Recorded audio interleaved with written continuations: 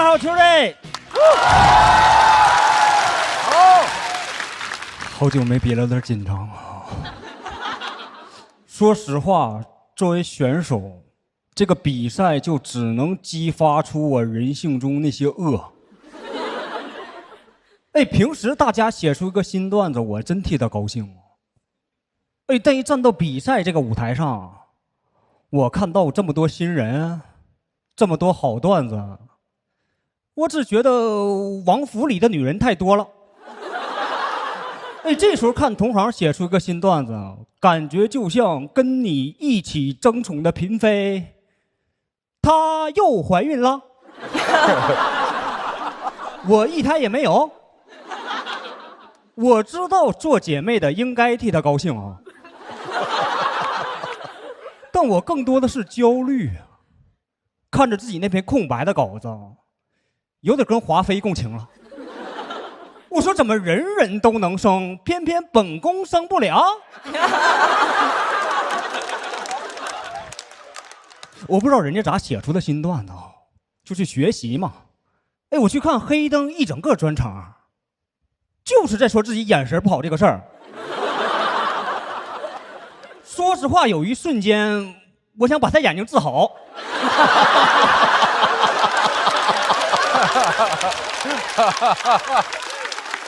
哎，站到比赛这舞台上，心态就扭曲啊！看着台下你们手握投票计的时候，我感觉自己好像站到了一个宫斗游戏的弹窗里，等着大家是救救我，还是打入冷宫。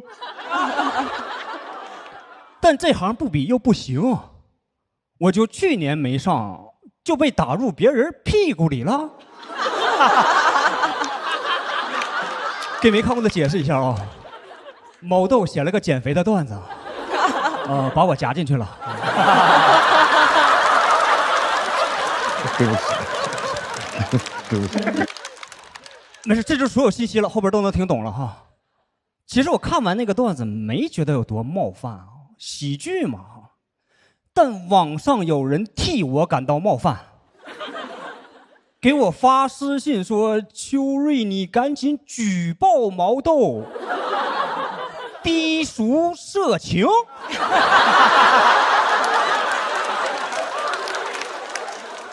哥们儿，低俗我看出来了。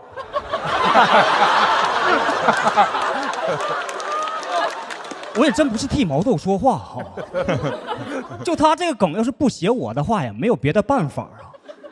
你们肯定知道，这种提人名的段子，一定是写越红的人效果越好嘛。哎，偏偏就是真正的大明星，你也不敢夹呀。不信就把他这个段子里的我随便换成一家哥哥，结果都特别恐怖。段子7点播的，7:01行业又没了。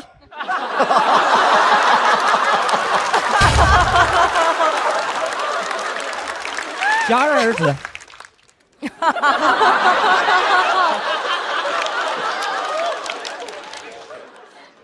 就现在这个网络环境你想写个笑话太难了。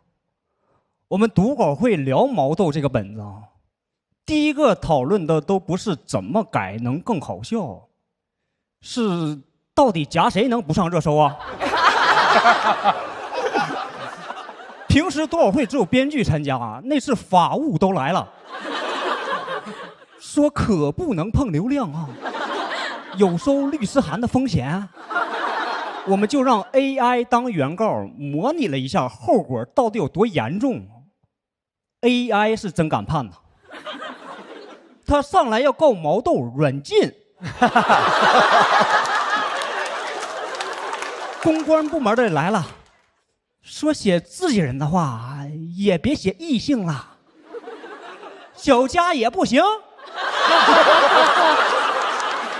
本来小佳和小佳是多好的谐音梗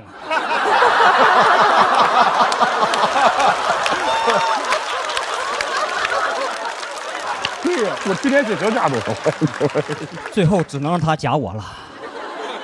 我是毛豆唯一的夹人们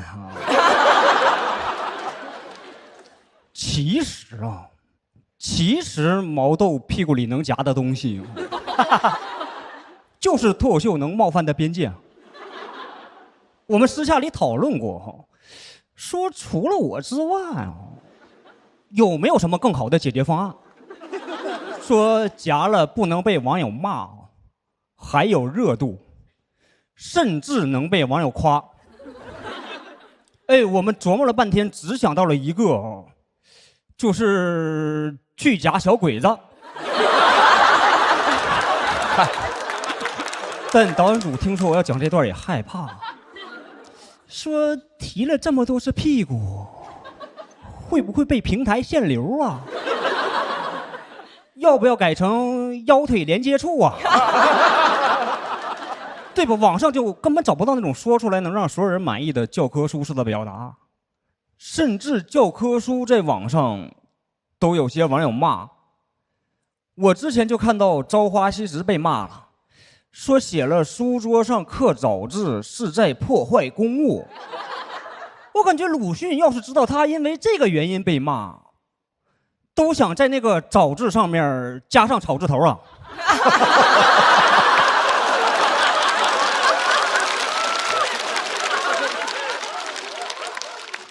我现在上网就不说话才安全啊，偏偏我们又是靠说话吃饭呐，就导致网上发生有些事儿，本来我不想说，但他有人艾特你。前段时间就有一家哥哥唱歌跑调的短视频，就有人艾特我说素材来了。我心想，这是素材吗？这不是棺材吗？难听两个字我敢说。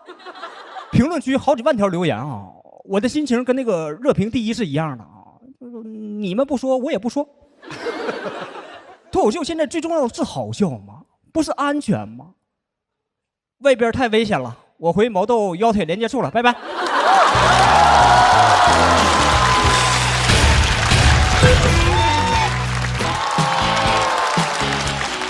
大家好，我是艾斯，谢谢大家。我是一个学生，然后平常生活里确实比较害怕尴尬，有很多尴尬的事情，过了很久也会记忆犹新。我人生里最尴尬的就是我的初中，入学的时候告诉我们说，我们学校为了鼓励学生变得外向，为了鼓励学生展示自己，我们有一个制度叫我展示。什么意思呢？就是在我们学校，所有的学生，你上课回答问题的时候是不需要举手的，就你直接站起来，然后说我展示。不止这一条，如果你在别人展示的过程中觉得有问题你就站起来说我质疑。你觉得他质疑的还不够，你就站起来说我补充。我开学那天听完这个制度，我脑子里就3个字，我说我转学。就这也太尴尬了吧，尤其是这个我展示，你说我回答都行啊，我展示，我感觉我是一个孔雀。然后老师说，同学们，我们就按这个我展示来试一下，大家回答一下问题啊。全班5分钟鸦雀无声，5分钟之后你才听到一声我展示，是我们班学习委员站起来了，他也是站起来之后才成了学习委员。很快周围同学陆陆续续都开始展示了，这搞得我开始有点焦虑了。我说我展不展示，就感觉是一个抉择的时刻，你要么成为这个班级里的大多数，但你就不再是人类里的大多数。我纠结半天，我咬咬牙，我说我展示。我站起来才发现这题我不会，很难适应。我特别羡慕我同桌，他很快就适应了这种表达方式，他甚至都有点融会贯通了。有一天我们老师在黑板上布置作业，我同桌站起来，我反对。他是真厉害。后来基本全班都适应了这个制度反而是很多新入职的老师适应不了。你想刚刚毕业的大学生来上自己的第1堂课问自己的第一个问题同学们，杜甫是哪一个朝代的呀？你正常的时候大家又一起唐朝，我们班50多个人拍案而起，我真是。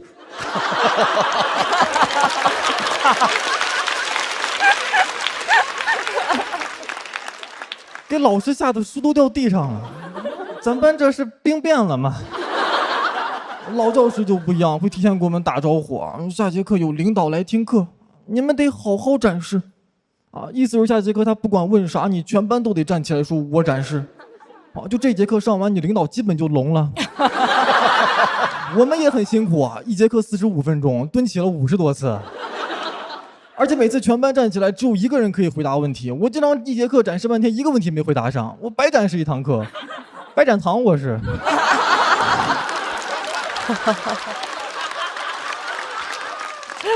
长大后和朋友聊天也很难融入啊，他们吐槽说这个小时候的动画片也太尴尬了吧，里面的人动不动就大声喊出自己的招式名，我就说还好吧，有那么尴尬吗？奥特曼他也没有跳出来说什么我攻击，这也太吓人了啊！对面小怪兽看到都懵了，互相讨论他为什么要说我攻击啊，我母鸡啊。我们校长他显然忽略了一个显而易见的事实啊，就是在我们那儿只有我们这一所初中实行了这个制度，我们毕业是要上高中的呀。你上高中根本适应不了，我上高中第一天我就告诉自己，我说艾斯，这是一个正常的学校，你可不能展示啊，你得举手。但朋友们，你养成一个习惯只需要21天，我展示了3年，那根本不是我给自己打一个预防针我就能解决的，你根本控制不了自己的本能。我开学第3天就展示了。老师问了一个特别简单的问题啊，同学们，借问酒家何处有的下一句是什么？我条件反射，我展示。全班同学鸦雀无声，我感觉我这辈子到头了，我现在死这儿得了。那借问酒家何处有？艾斯展示杏花村。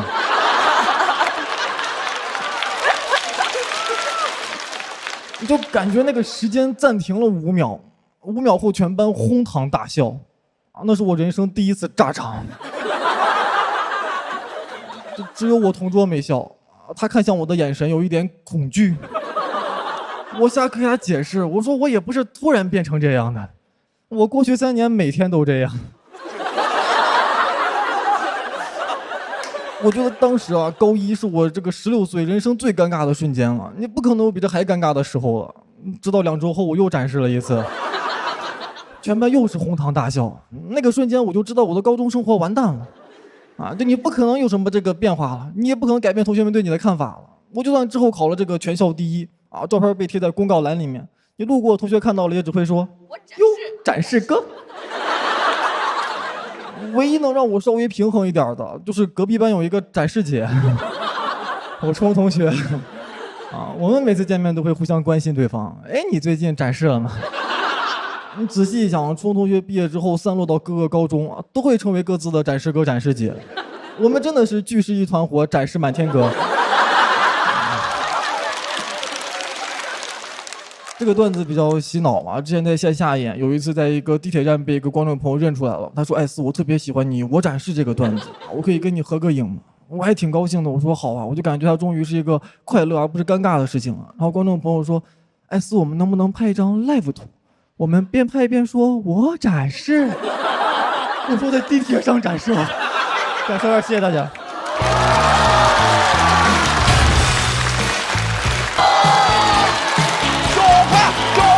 太帅了，太漂亮了，哇！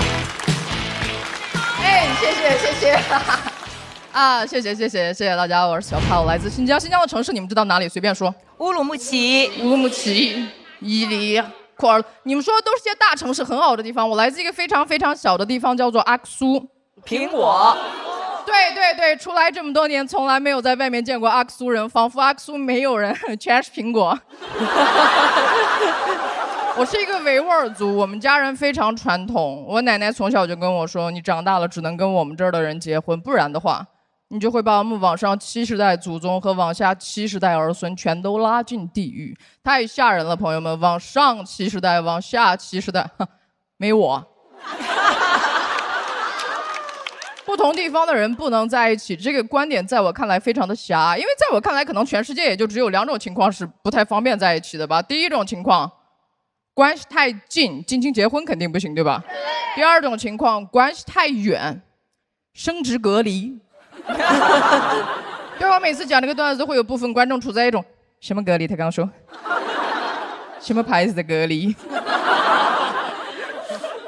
虽然我对婚姻的态度非常的包容，但我长这么大都没结过婚，因为我们家的婚都被我爸结完了。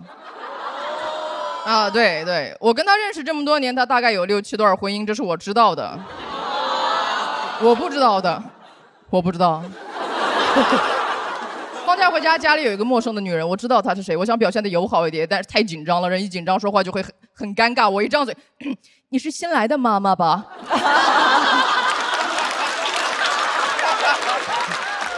在家尴尬，出门也很尴尬。还记得我来自哪里吗？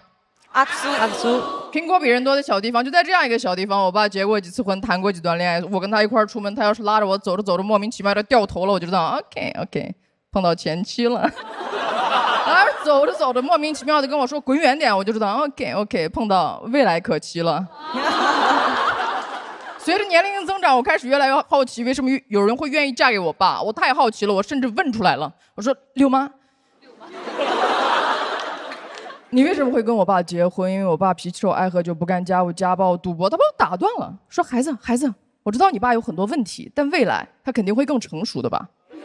那年我爸52岁，52岁还没有熟，我怀疑我爸是一颗猕猴桃，因为那个东西我什么时候买它都是生的，买完放在家里，它的状态就是生的，再一看烂了。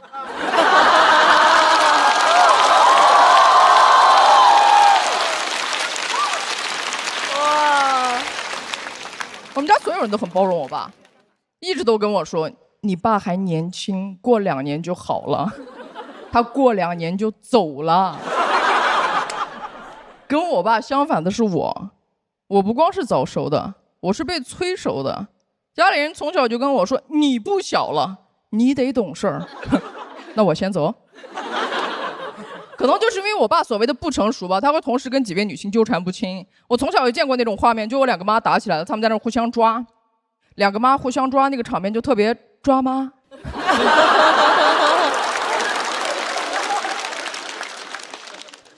我现在是开玩笑跟你们把这个事儿说出来的，但你们知道这件事情给我留下的阴影有多大吗？我今年33岁了，依旧见不得那种楼下2个老太太抢矿泉水瓶子的场景。我会应激，朋友们，我只要一看到就是完了，哦，又是2个女人抢1个垃圾。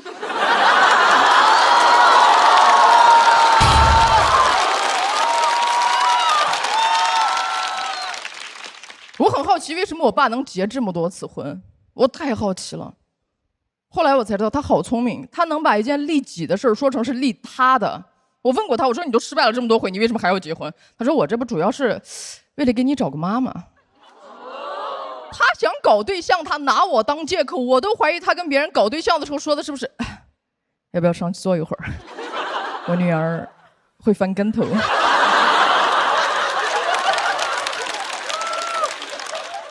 如果他结婚真的只是为了给我找一个妈的话，不应该稍微参考一下我的想法吗？不，我跟这位母亲婚前都没见过，凭什么？她自由恋爱，我包办母女。再说了，为啥一定要给我找个妈？我很早就独立了呀。我爸他那个话术又来了，他说：“哎呀，我这不是为了给你生个弟弟吗？对吧？等你以后嫁人了，你老公打你的时候。”你弟弟可以保护你。那一刻我就明白了一个道理，朋友们，这个世界上不一定会有男人爱我，但是一定会有男人打我。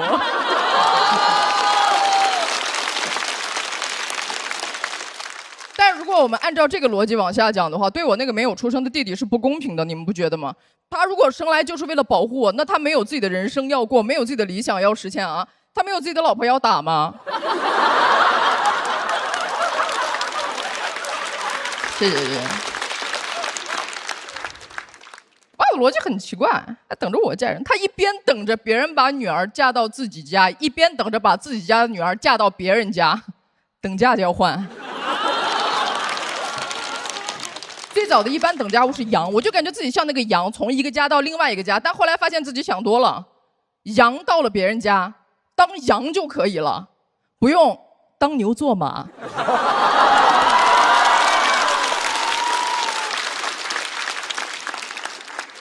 我爸一直没有儿子，他求而不得，急得和不同的女人生下了不同的女儿。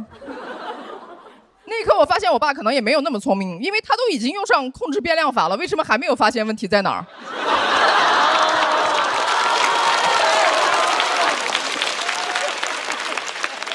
我小学2年级就知道0乘以任何数它都等于0。我爸虽然没有儿子，但是他对男孩的那种包容和偏爱已经到了一种魔怔的地步，他会因为对方是个男孩就包容他的一切过错，犯了什么错都包容，就硬包容。长大以后我才发现，整个社会都是我爹。小时候就是真的小小的一点点，我被男孩欺负了，我就回家跟我爸告状，我爸他揪我辫子，我爸呀，小男孩嘛，我说爸他随地尿尿，我爸呀，小男孩嘛，我说爸美国往广岛扔了一颗原子弹，我爸呀，小男孩嘛。谢谢大家，我是小帕，谢谢。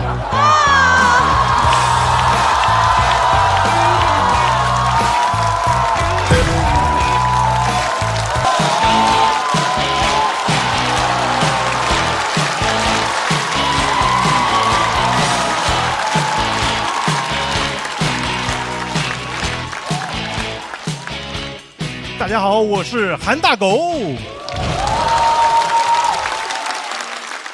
第一次录节目，很紧张，也很激动。昨天来彩排，看这舞台，这布景，感觉节目把我们都当成脱口秀明星了。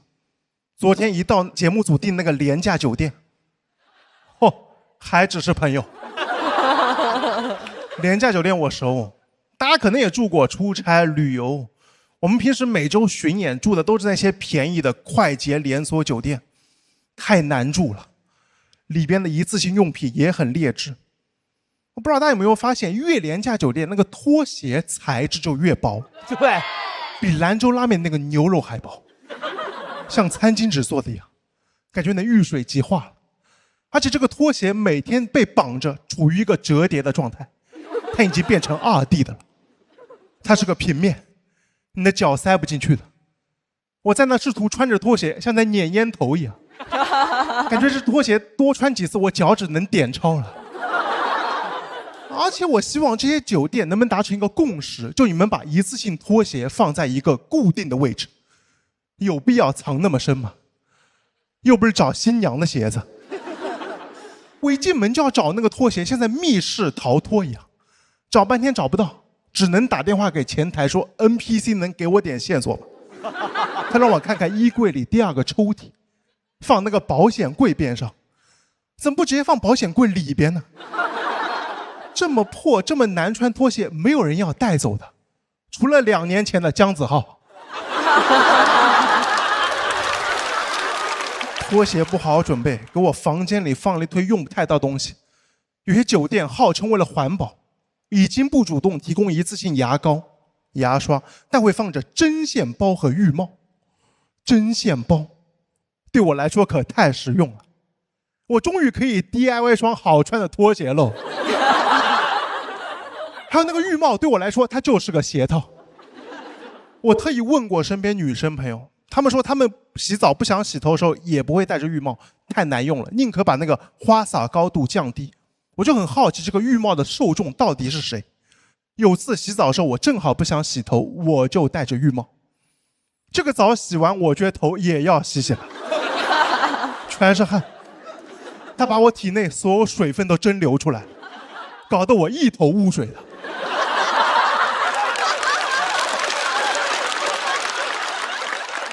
想着赶紧找个吹风机吹一下吧，吹风机比拖鞋更难找。总是放在一个绒布袋子里面给你藏起来，搞得像这个房间的公章一样。我每次找这个吹风机我就懊悔，我说我刚才找拖鞋的时候好像看到过呀。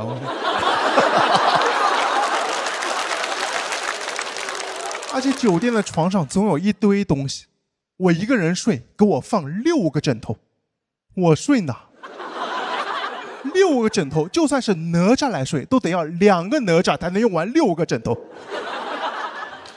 还不够，床尾还会放一条我把它叫做围巾的东西，一条混天绫。我又很好奇，问了身边酒店行业朋友，我说这个东西是给我擦脚用的吗？他说不是，这个叫床旗，是给那些不想脱鞋子、穿着鞋子躺上床的客人垫脚用的。我说那你就好好准备一次性拖鞋不就可以了吗？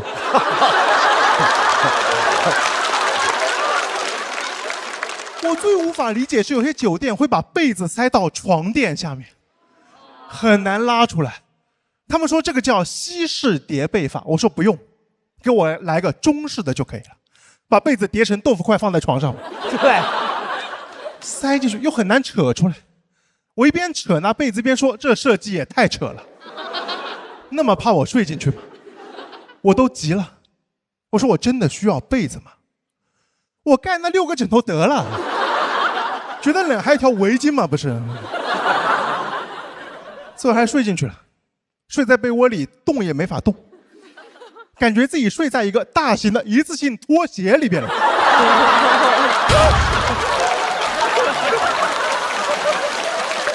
对，这个还行，倍儿形象啊！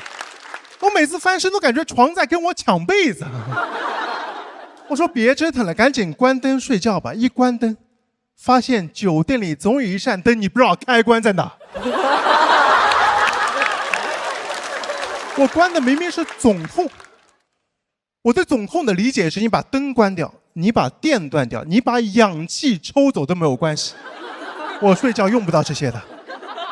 走廊上还有一盏灯在很挑衅的亮着，怎么怕针孔摄像头拍不清我啊？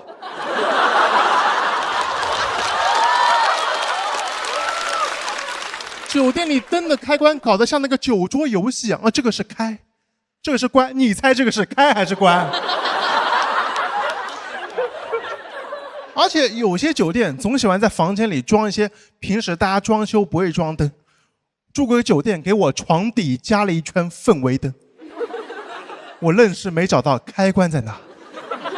那一晚上我躺在那个洁白的床上，边上一圈金光闪闪，床边还有双纸拖鞋。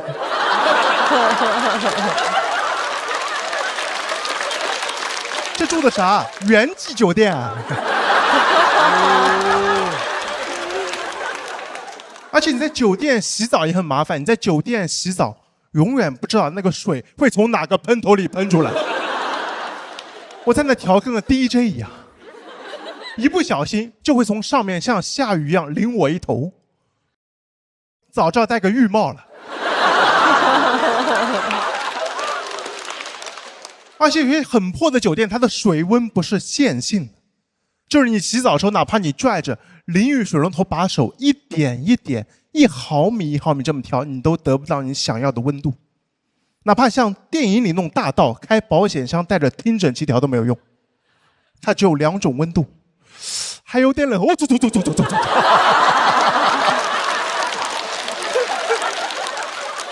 破酒店，搞得我澡也洗不好，觉也睡不好，晚上踢被子脚还崴了。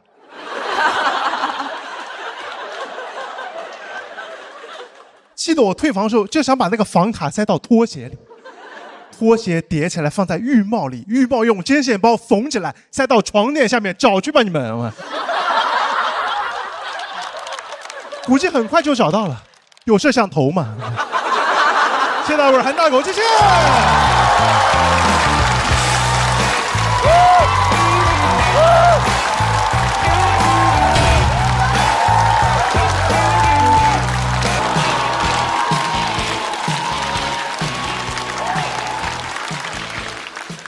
Hello， 大家好，我是二哥。先不用鼓掌，我的本职工作是一名消防员，现在可以了。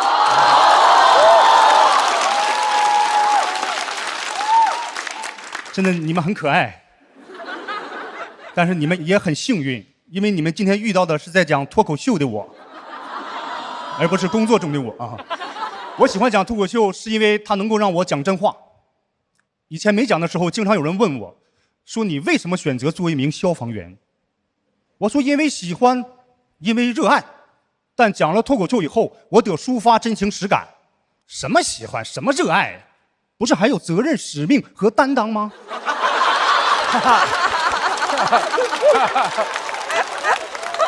到做消防员以后，身边朋友说你现在变得是一身正气啊。不瞒大家说，小的时候我在我们村你要一提我，那也是人人喊打。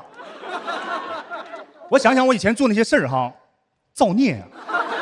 我小的时候啊比较调皮，喜欢玩火，当时灭火的方式也比较简单，我用水。我记得一天1盆水过后，火一点没灭，棉裤烧着了。当时我就总结经验，我说以后啊不能在下风灭火，太费棉裤。你知道在我们农村春耕的时候需要用火燎荒，我家地少荒少，燎得不尽兴啊。我把整个村荒全了，大火烧2天，罚我爸6000。我爸跟我说他想要2胎，我说爸要2胎不还得罚你吗？我爸说可以先把你掐死啊。我当时不仅喜欢玩火，我还喜欢放炮，炮干放不尽兴啊。我往我家鸡窝里面扔，往狗窝里面扔，往我家菜窖里面扔，鸡飞狗跳，太刺激了。因为我妈从菜窖里爬出来了，当时我妈就炸了，喊我爸，我同意要2胎，把2小子掐死，快！就我当时离开我们村来做消防员，那是带着我们村整个村民的希望。他们甚至都不知道消防员是干啥的，就是希望我离开。我走那天，村长都上我家送我，深情地抱着我，说太好了，赶快建设城市去吧，村里能败回来就败回来了。但我来到消防队，我发现啊，我很适合成为一名消防员，因为我第一次救火就受到我们队长表扬。我们队长说：“老二，你可以啊，我还没等教你，你就知道在火场里判断风向。”我说：“棉裤给过我教训啊。”他说：“你怎么在这次战斗中表现得这么从容，这么淡定呢？”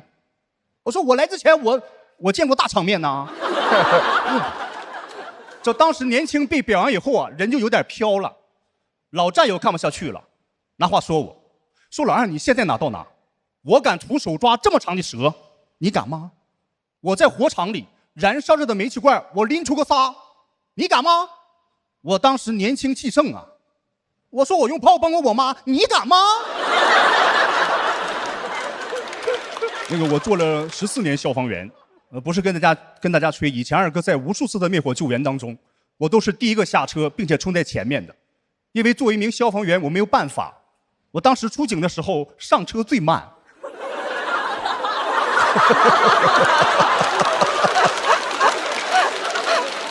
当然，谁不是生来都是一名消防员的？一开始出警的时候，我也害怕，我也恐惧。我记得有一次，一个服装厂起火，火很大，我很害怕。下车的时候，我给自己打气，我搁那碎碎念，我说没有事啊，火不大，火不大，不要怕，不要怕，火不大。结果说我队长从我身边过，说老二，你说这火不大，你见过大场面呐？让我进去搜救被困者，你知道进去以后烟很大。这个时候我忽然感觉到在不远处有2双眼睛在盯着我，我当时一咬牙一跺脚冲进去，成功救出俩假人模特。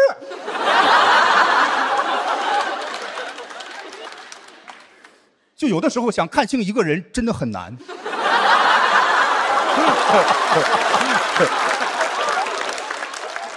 当时那个老板感动的都快哭了，说兄弟啊，你救出2件貂多好啊，比这假人贵多了。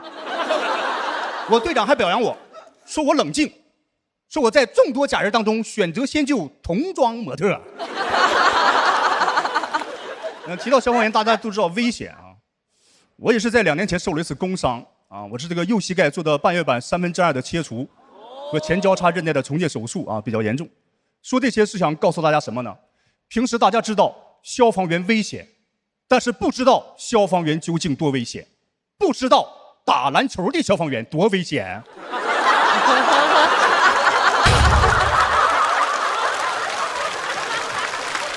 神经病啊！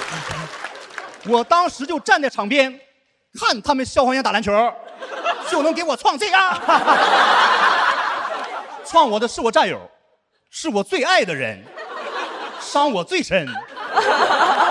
我见过这么多次意外啊，就这次意外最让我意外。我当时躺在地上，我战友们全围了过来关心我，有的说冷敷，有的说热敷。我躺7、8分钟，没人领我看大夫。好不容易有个战友掏出手机，说老二你不要着急，哥们儿找个明白人给你看一看。后来问我生辰八字是多少。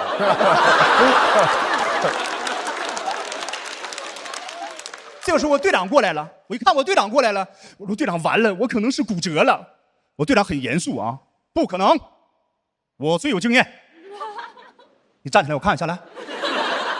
我猛地一站，就听咔吧一声。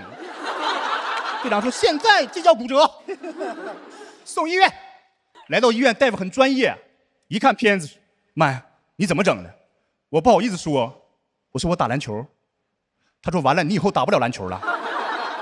你要是喜欢呢，你只能看他们打篮球了。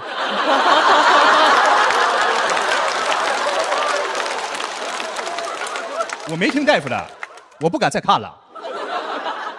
你知道我做很多年消防员，我饱尝人间烟火。你知道很多人问我说你在进行一些比较危险救援的时候，你脑子里在想些什么？是像影视剧里想的那样，想奉献、想立功吗？其实我没那么高大上，我没想过奉献，没想过立功，但我更没想过后退。谢谢大家，我是二哥。